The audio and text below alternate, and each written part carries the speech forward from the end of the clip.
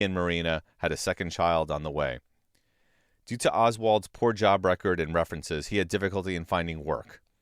A neighbor of family friend Ruth Payne knew of an open position at the Texas School Book Depository and referred Oswald there. After an in-person job interview, Oswald was hired and began work on October 16th. His job was to fulfill book orders. Kennedy's planned route for November 22nd was printed in at least 2 newspapers in advance. It is very reasonable to assume that Lee would have realized that the president was going to be passing right by the school book depository. We can imagine that Lee's fellow employees would also be excited by the opportunity to see the president and the governor, along with wife Jackie Kennedy. One can imagine that Kennedy's campaign against Cuban leader Fidel Castro, and his hardline stance against Marxism would have angered Lee. I'm sure that he had no love for Governor Connally either, who had not taken action on Lee's discharge papers as Secretary of the Navy. It must have been a tempting target. Lee had already tried to assassinate General Walker, and wouldn't a president and governor be an even greater triumph? Lee was an emotionally unstable 24-year-old who had already defected to Russia and attempted to travel to Cuba.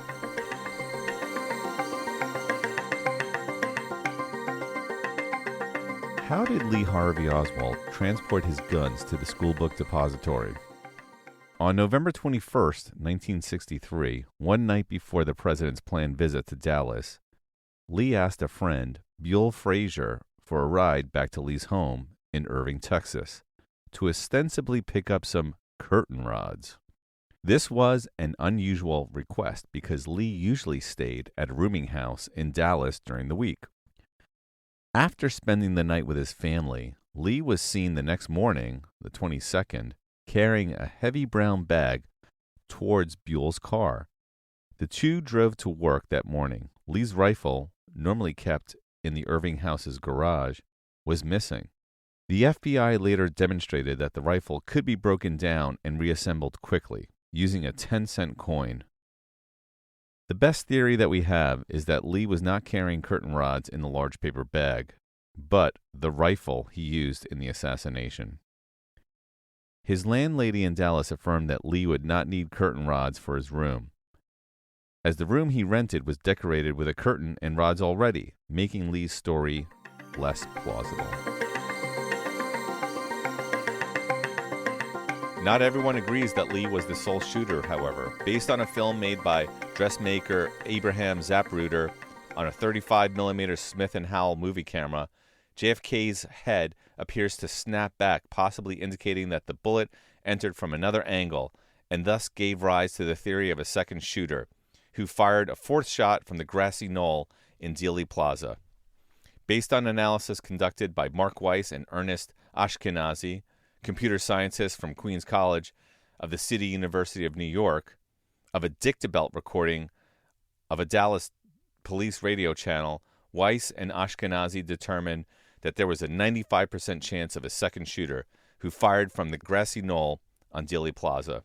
For those who don't know, a dictabelt was a recording media formed by a length of vinyl that was engraved by a blunt stylus when recording. The House Select Committee on Assassinations concluded in 1979 that a second shooter must have been involved and that Oswald had acted in conspiracy. This was in marked contrast to the Warren Commission, which concluded that Oswald had acted alone. The theory of a second shooter, however, was later discredited by the FBI, which criticized the analysis conducted by Weiss and Ashkenazi. Oswald himself was shot 2 days after the assassination, on Sunday, November 24th, by Jack Ruby.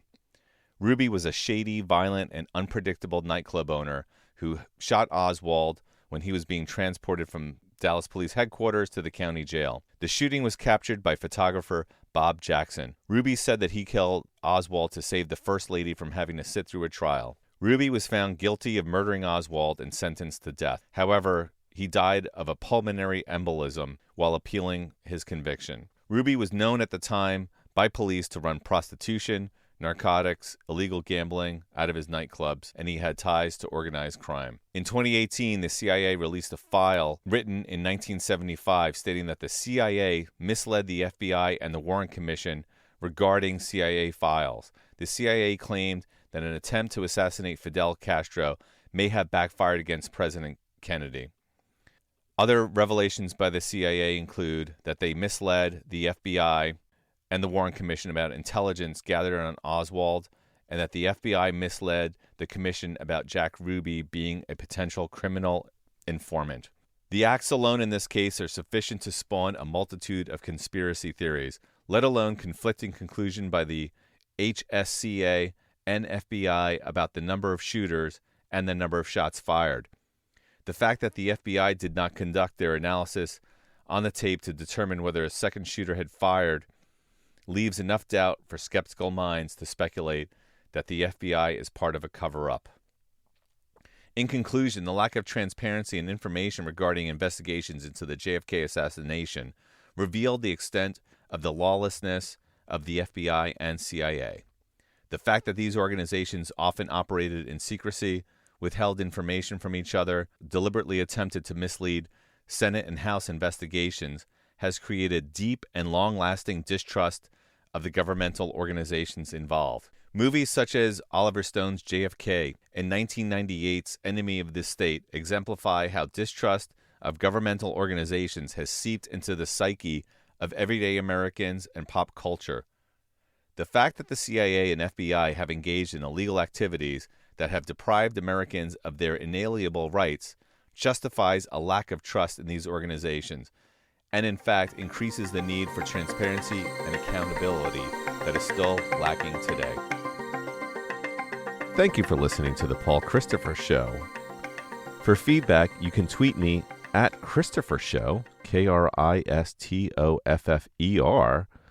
or visit my website, paulchristopher.com, Kristoffer. Thanks and have a great day.